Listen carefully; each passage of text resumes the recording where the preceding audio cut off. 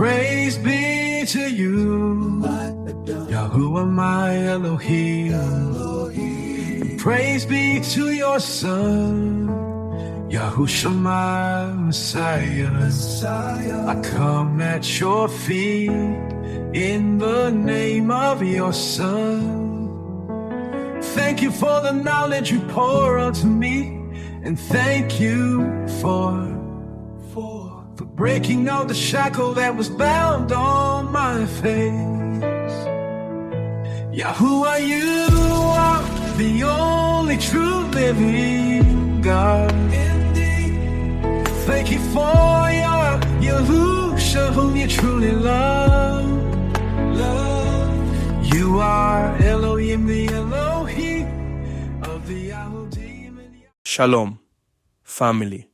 This is the Remnant Awakens, and I'm your brother, Pierre Ligi. And today, we have a special host on the mic. Say hi, Shirley. Hi, everyone, and it's an honor to be a host on the Remnant Awakens podcast. Today, we are expanding and exposing in great detail one of the biggest lies ever told. The shape of the earth. Not for fun, not for clicks, but because if they lied about this, they've lied about everything. And the word of Yahweh tells the truth. So, Pierre, you're saying we've been lied to about where we live? 100%. Surely, let's start right at the root. From Genesis to Revelation, Scripture describes a flat, stationary earth covered by a firmament. The globe is not in the word.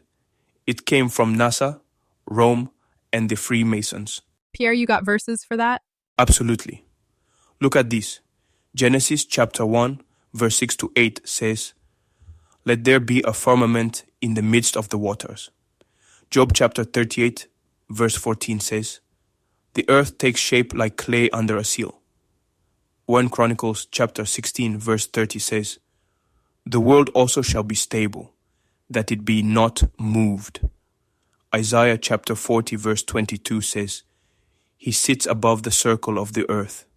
And Revelation chapter 6, verse 13 to 14 says, "The stars fall to the earth, and the sky is rolled back like a scroll." You are right, not one verse says we're spinning through space. Exactly. Our ancestors, the Hebrews, believed the earth was flat and fixed, set on pillars. Job chapter 9, verse 6. Surrounded by waters above and below. Genesis chapter 1, verse 7. Covered by a dome-like firmament, with heaven above, Sheol beneath, and stars inside the firmament. And that's not just some old idea. They got that straight from Yahuwah himself. That's right. Everything else, pagan inventions. The globe theory, that came from Greek philosophers, Pythagoras, Copernicus. Then came the Jesuits, Freemasons, and the Vatican pushing heliocentrism, sun worship. So, Pierre, Copernicus and Galileo weren't just scientists? Nope. Copernicus worked for the Vatican. Galileo was protected by Jesuits. Then, boom, 1969, NASA says we landed on the moon. But wait, if there's a firmament, you can't land on the moon. This is mind-blowing. Now you're getting it. Most folks have never heard this. In 1962, right after NASA was born, the U.S. military launched Operation Fishbowl, part of Project Dominic. So, Pierre, what were they doing? They were launching nuclear bombs straight into the sky. Dozens of high-altitude detonations. Tests named Bluegill, Kingfish, Starfish Prime. Hold on, why those names, though? Because they were testing the limits of our world, trying to crack the firmament. Psalm chapter 19 verse 1 says, "The heavens declare the glory of El, and the firmament shows his handiwork." I knew it. They hit something, didn't they? Oh, yeah, they did. And until now, they invented rockets funded with billions, if not trillions of dollars, through private companies like Elon Musk's SpaceX, Jeff Bezos' Blue Origin, and other wealthy anonymous investors to try to break the firmament. But them expensive rockets keeps curving without even making a scratch up there. It's like throwing gold in water to see if it will float. Now look at NASA's logo. It's a serpent tongue, which symbolizes Luciferian lie or deception. Its motto, for the benefit of all, but the reality, total deception. This is getting so creepy. So what you think is their real agenda? It's control.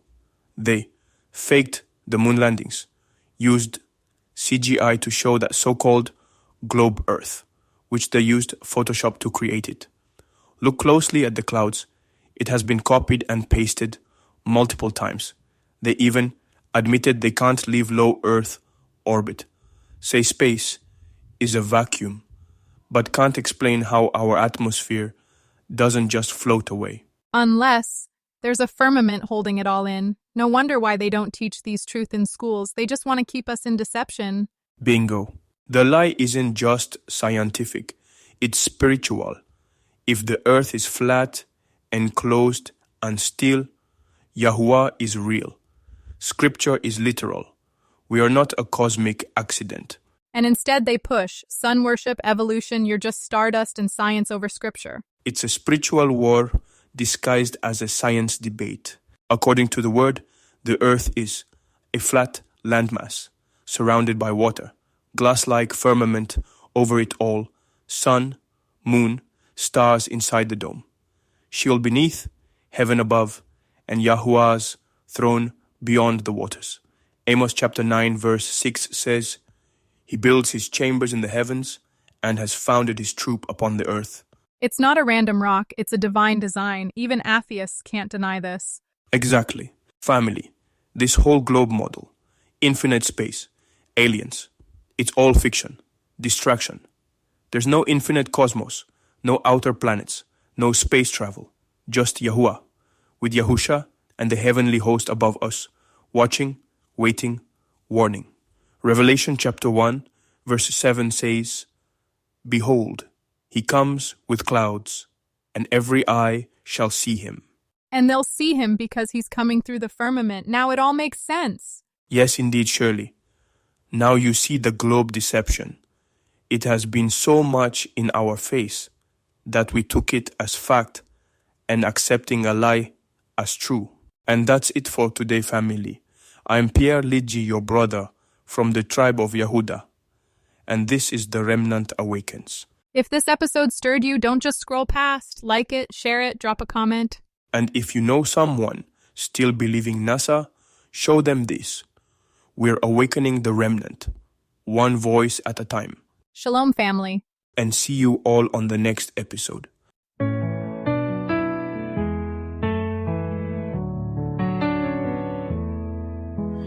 Praise be to you, Yahuwah my Elohim.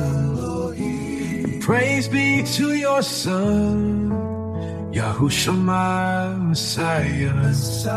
I come at your feet in the name of your Son. Thank you for the knowledge you pour onto me, and thank you for breaking out the shackle that was bound on my face. Yahuwah, you are the only true living God. Indeed. Thank you for your Yahusha, whom you truly love.